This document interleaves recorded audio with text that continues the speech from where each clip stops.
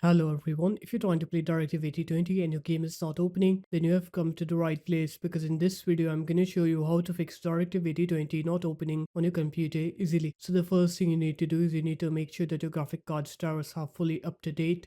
So you're going to open up your web browser and now I'm going to show you Intel first, afterwards I'll show you AMD and then Nvidia.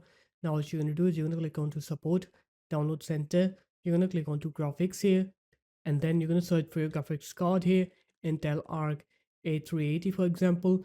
You're going to download the latest Intel Arc drivers on your computer and then install them. Now I'll show you AMD. You're going to go on to amd.com, resources and support, drivers. You're going to scroll down, click onto graphics, Radeon RX, and then select your graphic card series along with the model. Click submit, click your operating system, and download the latest AMD Adrenalin drivers on your computer and install them.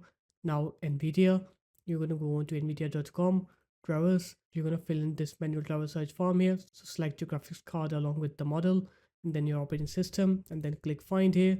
Once you're done with that, now to look for the correct GeForce Game Ready driver for you. Here it is. You're going to download the latest GeForce Game Ready drivers on your computer. After that, you're going to install them. Once you're done installing the drivers, now what you're going to do is you're going to open up your game's platform. So Steam for me, you're going to right click on Directive 8020, go into properties, install files, and then click verify integrity of game files here. Once you're done with that, now what you're going to do is you're going to go ahead and restart your computer. Once you're done with the computer restart, now you're going to go ahead and try to play the game, and you'll see that your game will not work. You'll not face that error anymore. So this guys, that's how easy it was. If you guys found this video helpful, make sure to leave a like, comment, and subscribe to the channel, and I'll see you in my next video. Peace.